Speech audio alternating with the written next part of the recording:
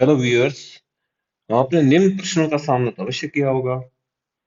किसी पदार्थ में एटम की संरचना कैसी होती है? एटम पर चार्ज कैसे आता है? आयन की परिभाषा और इसका व्यवहार क्या होता है? इलेक्ट्रिक चार्ज का मूवमेंट या चलना या धारा कैसे बहती है? कूलम्ब किसे कहते हैं? धारा का फार्मूला या सूत्र क्या होता है? धारा की परिभाषा क्या होती है? मैं A.K. अरोड़ा आपको इन्हीं प्रश्नों के उत्तर बताने का प्रयास करूंगा। तो शुरू करते हैं आज का वीडियो। हम बिंदुवार बात करेंगे। सबसे पहले हम बात करते हैं कि प्रत्येक पदार्थ एटम से बना होता है। यानी कोई भी मटेरियल है, प्रत्येक मटेरियल, कोई भी मटेरियल, प्रत्येक मटेरियल एटम से बना होता है। ठीक। दूसरी चीज है कि प्रत्येक एटम के अंदर प्रोटॉन व न्यूट्रॉन होते हैं तथा ये न्यूक्लियस में होते हैं।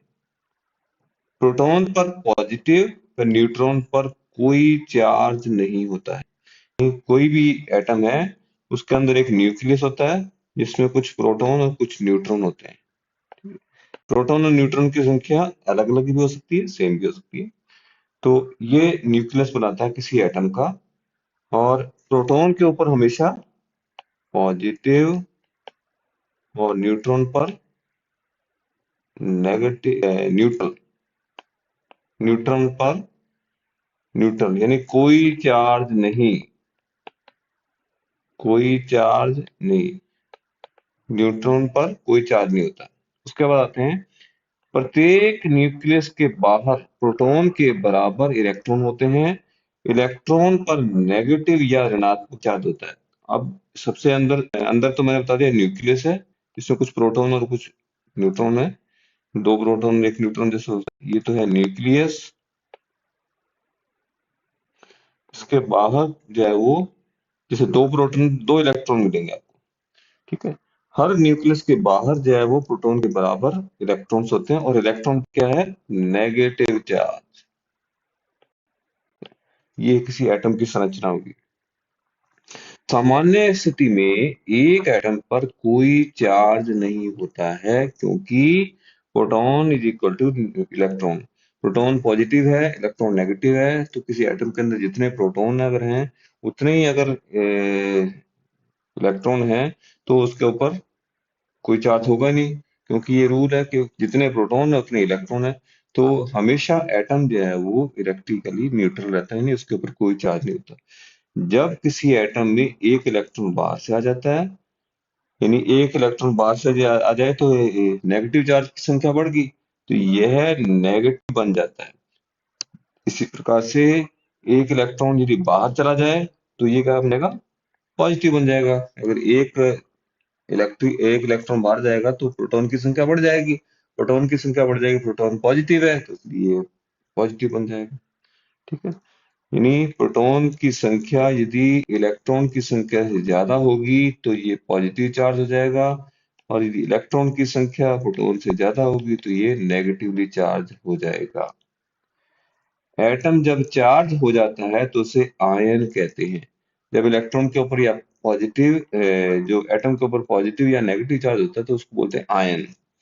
पॉजिटिव चार्ज एक नेगेटिव को आकर्षित करता है और पॉजिटिव को दूर धकेलता है।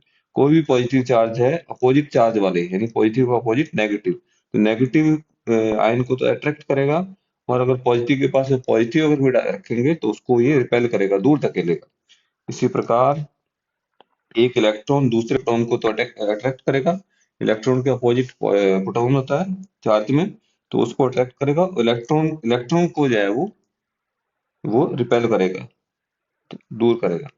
यानी क्या कंक्लूड किया हमने? समान चार्ज है, लाइक चार्ज रिपेल, यानी प्लस प्लस को रिपेल करेगा, माइनस माइनस को दूर धकेलेगा। इसी प्रकार से विपरीत चार्ज, अनलाइक चार्ज क्या करते हैं? अट्रैक्ट करते हैं एक दूसरे को।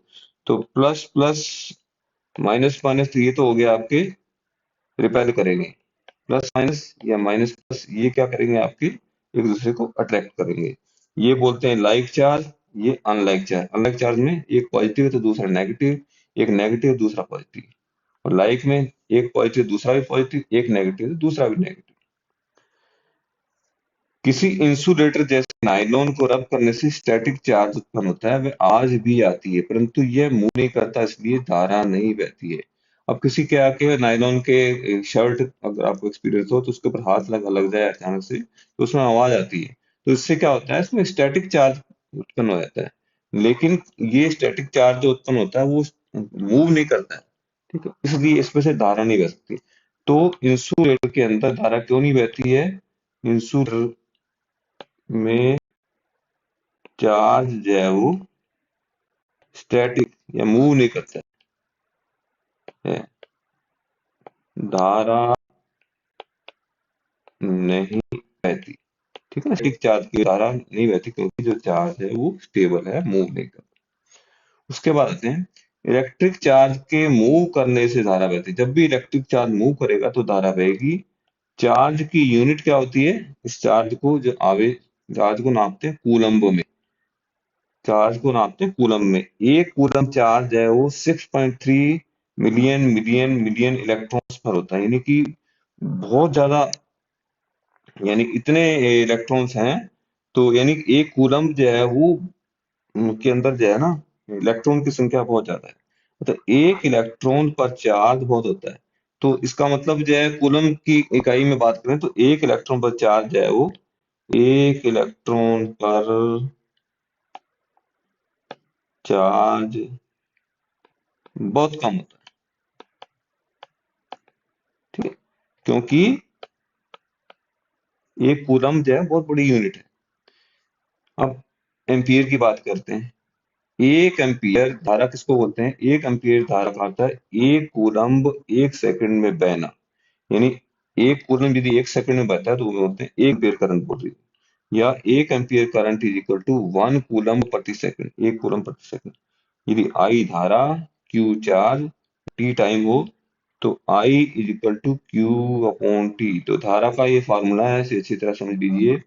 आई का, आई को डिफाइन करते हैं चार्ज अपॉन टाइम, यानी प्रति सेकंड बहने वाला चार्ज जो है वो डिसाइड करेगा धारा के मान को। कितनी धारा बह रही है, प्रति सेकंड कितना चार्ज बह रहा है, तो इससे निकाल, इसकी यूनिट है एम्पियर। और एम्पियर किसके बराबर होती है? चार्ज को मेजर करते हैं कूलम्ब में, टाइम को मेजर करते हैं सेकंड में। तो यदि एक कूलम्ब एक सेकंड में बहता है तो उसको बोलते हैं एक एम्पियर। 10 कूलम्ब अगर एक सेकंड में बहता है तो उसको बोलते हैं 10 एम्पियर करंट बोल रही है। यदि आपके 10 कूलम्ब 5 सेकंड में बहता है, धारा कितनी बहेगी? तो 5 सेकंड में बहते 10 कूलम्ब, एक सेकंड में कितने बहेंगे? 10/5, तो धारा बहेगी आपके 2। इस तरह से आप धारा का मान निकालते हैं।